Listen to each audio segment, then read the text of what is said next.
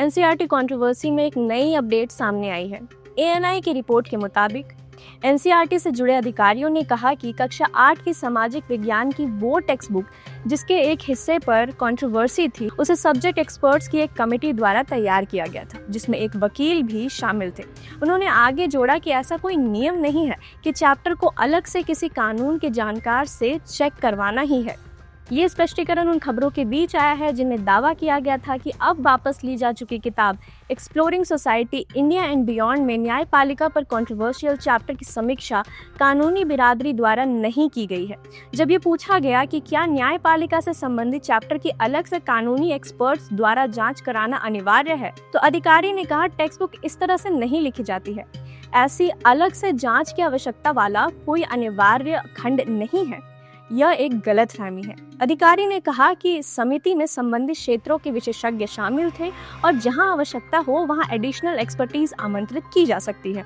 पुस्तक तैयार करने की प्रक्रिया समझाते हुए अधिकारी ने कहा, पाठ्य पुस्तकें लिखने की एक निश्चित प्रक्रिया होती है। किताबें सब्जेक्ट एक्सपर्ट्स द्वारा लिखी जाती है, उनकी कॉम्प्रिहेंसिव रिव्यू की जाती है और अंत में पब्लिशिंग से पहले national syllabus learning teaching material committee द्वारा उनकी जाँच की जाती है।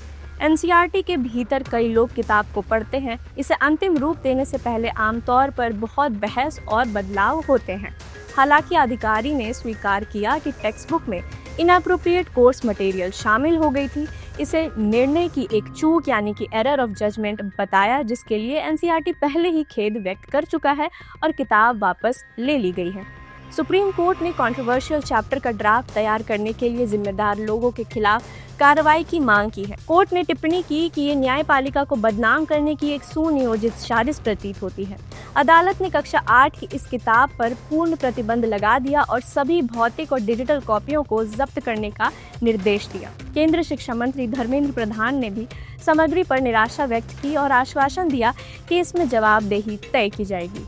एनसीईआरटी ने बुधवार यानी 25 मार्च 2026 को सार्वजनिक रूप से माफ़ी मांगी और ये स्वीकार करने के बाद टेक्स्ट बुक का डिस्ट्रीब्यूशन रोक दिया कि हमारे समाज में न्यायपालिका की भूमिका, the role of judiciary in our society शीर्षक वाले अध्याय में इनएप्रोप्रिएट मटेरियल शामिल हो गई थी। 24 फरवरी को जारी हुई इस किताब में न्यायपालिका के सामने आने वाली चुनौतियां, जिसमें भ्रष्टाचार और लंबित मामले शामिल थे, पर चर्चा करने वाला एक खंड पेश किया गया था। इस बीच अधिकारियों ने बताया, एनसीईआरटी और शिक्षा मंत्रालय ने इस गलती को सुधारने के लिए कदम शुरू कर दिए हैं।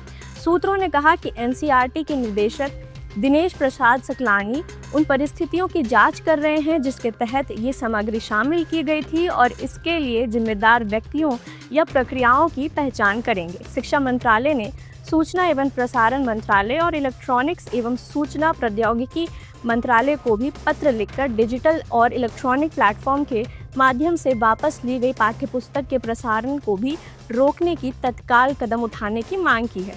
बहरहाल सवाल अब भी वही है, क्या ये भारतीय न्यायपालिका की छवि को धूमिल करने की कोशिश थी या ये सच्चाई है?